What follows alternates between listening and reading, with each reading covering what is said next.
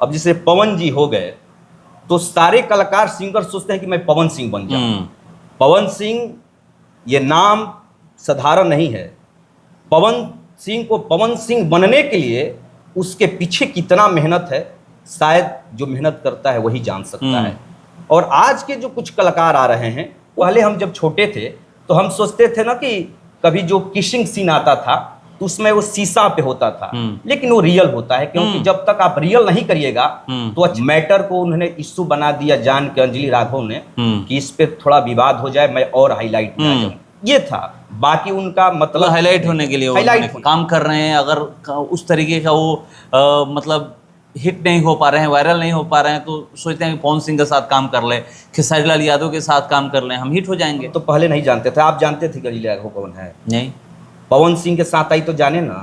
तो उसको लगा कि एक गाना में हम काम कर लिए, हो सकता है कि पवन जी दूसरे गाने में बुलाएंगे कि नहीं बुलाएंगे, और यहाँ से मैं इसको मैटर बना दूंगा तो मुझे कम से कम पूरा हिंदुस्तान जाने। मतलब मैटर वो बनाई है। हाँ, वो बनाई है, बाकी उसमें कुछ नहीं कुछ नहीं था।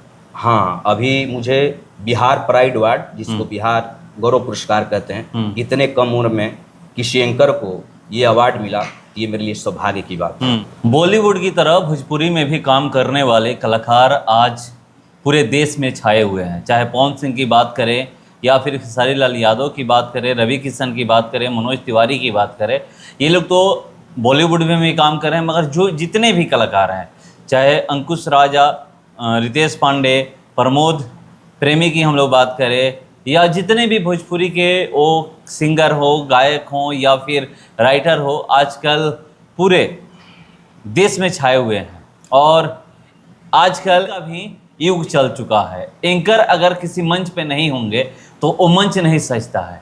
हमारे साथ एंकर बैठे हुए हैं, नाम है इनका नागेंद्र तिवारी। चलिए मैं इनसे सीधे जुड़ता हूं और जानने का प्रयास करूंगा कहाँ से शुरुआत हुई थी और अभी तक कौन कौन से वो कलाकार हैं जिनके साथ मंच साझा करने को मिला है। IBN 7 भारत में आपका स्वागत है। सबसे पहले IBN 7 भारत देखने वाले तमाम देवरूपी श्रोता को मैं एंकर नागेंद्र तिवारी हाथ जोड़ के प्रणाम करता हूँ। कहाँ से शुरुआत आपकी हुई और कब ये दिमाग में आया कि नहीं मुझे एंकर बनना है या फिर भोजपुरी में काम करना है? देखिए, जब मैं छोटा था गांव पे, सरस्वती शिशु विद्या मंदिर स्कूल है, जब मैं उसमें पढ़ रहा था, तो पढ़ते पढ़ते उसमें हम हमेशा जब 15 अगस्त 26 जनवरी होता था तो मैं अच्छा भाषण बोलता था, कविता वविता अच्छा बोलता था। तो जब मैं बोलता था तो सारे लोग कहते थे कि लड़का अच्छा बोल रहा है। वहाँ से मैं 2013 में मैट्रिक पास किया। 2013 मैट्रिक पास करने के बाद जब मैं आरा आया तो वहाँ से एक दो मंच पे से फ़ोन आया कि नागेंद्र जी एक मंच आपको करना है। जीवन का पहला मेरा मंच था गढ़हनी में। वहाँ पे एक देवी जागरण महोत्सव था। साल याद है? साल 2014। मतलब 1 साल बाद ही? हाँ, 1 साल बाद। वहाँ से फ़ोन आया एक संदीप तिवारी, जो उस समय गाते थे, आज तो एंकरिंग कर रहे हैं वो भी, उस समय वो गाते थे। तो हमको फ़ोन किया कि नागेंद्र एक कार्यक्रम है, यहाँ पे आप आ जाइए। रविरंजन जी भी हैं, वो भी एंकरिंग करते थे उस समय, अच्छा उनका दौर था, अभी भी है, और आप भी उनके साथ करिएगा। 2014 में मेरा पहला मंच गढ़हनी में था और सुपरहिट हुआ। और पहला मंच पे जब मैं बोलने गया तो मैंने कहा कि ये मेरा पहला स्टेज है, लेकिन सारे लोग इतना तारीफ़ किए, बोले कि नहीं आपका ये पहला मंच नहीं है। उसी दिन से हमको पता चल गया कि मेरा भोजपुरी में आना जरूरी है। तो मतलब कंटिन्यू उसी दिन से करने लगे या फिर पढ़ाई कंप्लीट किए उसके बाद से? नहीं, पढ़ाई मेरा साथ में चलता था। 2014-13 के बाद ISC मैं 4 coaching, physics, math, chemistry, English दिन में कोचिंग करता था। और उस समय यूट्यूब नहीं था। रात को मैं डेली कार्यक्रम करता था और 4 बजे 5 बजे सुबह रूम पे आता था। उसके बाद 6 बजे से 7 बजे से मेरा ट्यूशन था। 11 बजे तक कंटिन्यू रात भर जाग के और ट्यूशन करता था। उसके बाद फिर शाम को सो में जाता। कोई होगा ना कि जिसको देख करके ये एंकरिंग का स्टार्ट किए या फिर कहीं मन में आया कि नहीं मुझे भी कुछ इसी लाइन में जुड़ना है, कलाकार बनना है? देखिए, पहले रविरंजन भैया को हम सुनते थे और मेरे से 1 साल पहले मेरे बड़े भाई का नाम है विक्की तिवारी। एक कार्यक्रम में उनके साथ हम गए थे। आप ही के गांव के हैं? मेरे अपने भाई है। अच्छा। सगा भाई है, बड़े भाई है। तो 2014 की ही बात है, जब वहाँ से मेरा शुरू हो गया एक कार्यक्रम, तो वहाँ उसके पहले हम गए थे उनके साथ एक कार्यक्रम में, जीरो माइल कार्यक्रम था। जब भैया मंच पे बोल रहे थे और मैं वहाँ पे दर्शक बन के देख रहा था, मैं देखा कि जब नीचे से हम लोग बैठे थे, जब भैया बोल रहे थे तो पूरे पब्लिक ताली बजा रही थी, सबसे अधिक ताली इन पे बज रहा था। तो मुझे लगा कि ये सबसे बेस्ट है इस फील्ड में। मैं भी उन्हीं को देख के मतलब वही, हाँ, मेरे आदर्श भी वो हैं, वही आदर्श उन्हीं को देख करके इस फील्ड को आप चुने। तो सिर्फ एंकरिंग ही होता है कि और कुछ? एंकरिंग होता है और साथ में मैंने BCA किया, बैचलर ऑफ कंप्यूटर एप्लीकेशन। उसके साथ मैंने म्यूजिक से, वोकल से प्रभाकर भी कर लिया है, जो संगीत टीचर का तैयारी होता है। इतना डिग्री साथ में है। अब कंटिन्यू कार्यक्रम अभी झारखंड में कार्यक्रम था गिरिडीह। अभी पूरे भोजपुरी श्रोता जितने लोग हैं उन लोगों के आशीर्वाद से बिहार से बाहर भी फ़ोन आता है, और मुझे बड़ा अच्छा लगता है कि जब फ़ोन आता है कि आपको सिर्फ मुझे बोलने के लिए बुलाया जाता है। ये नहीं कि बहुत सारे लोग हैं, कुछ अपना वो लोग अरेंज भी करते हैं, लेकिन मेरा फ़ोन आता है मोबाइल पे तो बस वही आता है कि नगेंद्र जी ये कार्यक्रम है, उसमें आपको संचालन करना है। तो ये मेरे लिए खुशी की बात है। और भोजपुरी की बात की जाए तो पता है सबको कि आप अगर राइटर हैं या फिर आप सिंगर हैं या फिर आप म्यूजिशियन हैं तो इसमें करियर है। एंकरिंग में कितना करियर है भोजपुरी को लेकर बात की जाए तो? एंकरिंग में करियर है कि देखिए, जब हम लोग संचालन करते हैं मंच पे संचालन करते करते कुमार विश्वास जी भी पहले मंच पे संचालन किया करते थे। आज इतने बड़े कवि हुए, और कवि होने के बाद अब तो प्रवचन भी कर रहे हैं। एक और हैं विजय बहादुर सिंह, वो बहुत अच्छे मंच संचालक थे बक्सर के। भैया संचालन करते करते वो बहुत अच्छे प्रवचन भी कर रहे हैं, तो विदेश तक हो गए हैं, सफर किए हैं। तो अच्छा स्कोप है एंकर का। स्कोप है, हाँ, इसमें करियर बनाया जा सकता है। बिल्कुल बनाया जा सकता है। खून में रहता है एंकरिंग करना, क्योंकि बोलना फ्लू ये अलग चीज है। आप कितना भी रटिएगा, लेकिन एक बोलने का जो लय होता है वो अलग मिजाज का होता है। लेकिन इसका आप तैयारी, तो ये कहा जा सकता है कि गॉड गिफ्टेड है ये, मतलब हाँ, ऊपर वाले की ये देन है, जिसमें कुछ वो आवाज़ होता है या फिर मतलब हुनर होता है कि वो अपना कितना निखार सकते हैं मंच पे जा कर के। बिल्कुल, क्योंकि मेरे पिताजी का नाम रामदेव तिवारी है। वो नाटक जब होता था ना दशहरा में, वो बहुत अच्छा बोलते हैं वो भी। माने नाटक में जब उनका पाठ होता था, जैसे डाकू का जब रोल करते थे, वो आवाज़ जब बोलते थे तो हम लोग देखने के लिए जाते थे, और पूरे गांव के लोग उनको बहुत सराहनीय कि आप अच्छा कर रहे हैं। माने उनका भी आवाज़ एकदम गॉड गिफ्टेड था।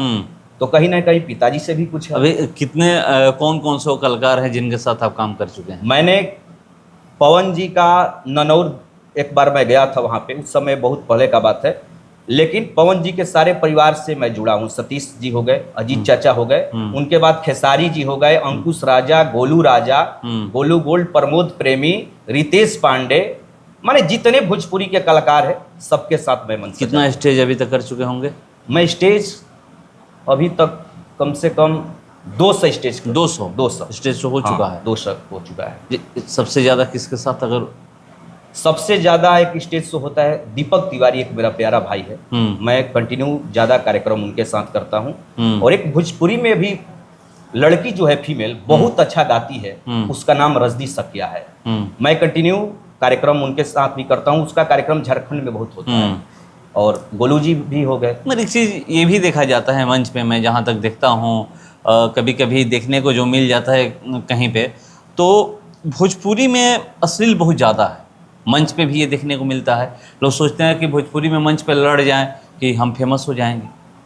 देखिए, आज के कुछ कलाकार हैं जो नए नए इसमें आ रहे हैं, चाहे वो एंकर भी हो गए, कुछ भी बोल के वायरल हो जाए, उनको ये लगता है ना कि कोई, अब जैसे पवन जी हो गए तो सारे कलाकार सिंगर सोचते हैं कि मैं पवन सिंह बन जाऊं। पवन सिंह ये नाम साधारण नहीं है। पवन सिंह को पवन सिंह बनने के लिए उसके पीछे कितना मेहनत है, शायद जो मेहनत करता है वही जान सकता है। और आज के जो कुछ कलाकार आ रहे हैं वो बिना मेहनत के सोच रहे कि मैं कुछ बोल दूं और वायरल हो जाऊं, लोग हमको जान ले, लेकिन आप टिक नहीं सकते हैं। लंबा बने रहने के लिए, लंबा रेस का घोड़ा अगर आपको बनना है, लंबे समय तक टिके रहना है, तो आपको मेहनत करना पड़ेगा। एक ही मूल मंत्र है, वो भी मेहनत। भोजपुरी में विवाद भी बहुत है। कभी पवन खेसारी के बीच हो जाता है। अभी तो आप सुन रहे हो कि अंजलि राघव जो पवन सिंह का एक नया गाना आया है, उसका कहीं इवेंट था, उसमें कुछ बातें सामने आ गई। अंजलि राघव सामने लाइव आकर के बहुत सारा कुछ एलिगेशन पवन सिंह पे लगा दी और बोली कि अब मैं भोजपुरी में काम नहीं करूँगी। देखिए, अंजलि राघव जो है, पवन सिंह तो एक बात है कि वो दिल के सच्चे इंसान हैं और उनको अपने एल्बम में वो काम दिए, यही उनके लिए बड़ी चीज है अंजलि के लिए। तो ये आरोप क्यों लगाई?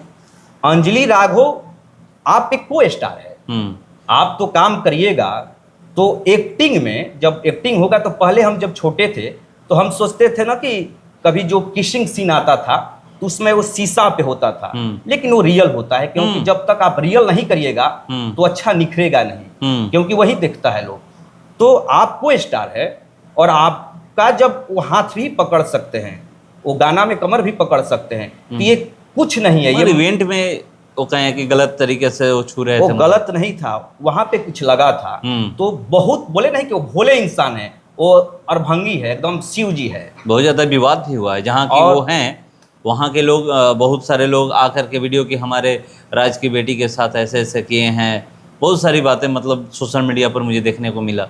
देखिए, राज की बेटी की बात नहीं है, वो मैटर को उन्होंने इश्यू बना दिया जान के अंजलि राघव ने कि इस पे थोड़ा विवाद हो जाए, मैं और हाईलाइट में आ जाऊं, ये था। बाकी उनका मतलब हाईलाइट होने के लिए, हाईलाइट होने के लिए, और कुछ नहीं, और कुछ नहीं था। मतलब वहाँ पर विवाद था ही नहीं, सिर्फ हाईलाइट होने के लिए। क्यों? पवन सिंह के साथ काम कर चुकी हैं, अब क्या जरूरत है? इसलिए ना कोई सोचता है, कोई भी भोजपुरी की अगर हम लोग बात करें तो कोई भी यही सोचता है कि अगर नए कलाकार जो होते हैं या फिर कई दिनों से काम कर रहे हैं, अगर उस तरीके का वो मतलब हिट नहीं हो पा रहे हैं, वायरल नहीं हो पा रहे हैं, तो सोचते हैं कि पवन सिंह के साथ काम कर ले, खेसारी लाल यादव के साथ काम कर लें, हम हिट हो जाएंगे। देखिए, अंजलि राघव, पवन हम तो पहले नहीं जानते थे। आप जानते थे कि अंजलि राघव कौन है? नहीं।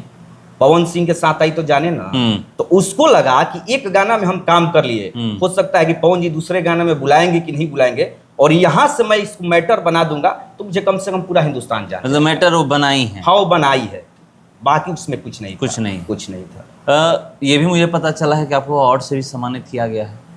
हाँ, अभी मुझे बिहार प्राइड अवार्ड, जिसको बिहार गौरव पुरस्कार कहते हैं, इतने कम उम्र में किसी एंकर को ये अवार्ड मिला, ये मेरे लिए सौभाग्य की बात है।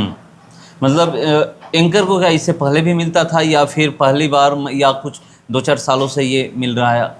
अभी पहले तो हम नहीं देखे थे, लेकिन ये बिहार गौरव पुरस्कार अभी हमको मिला है।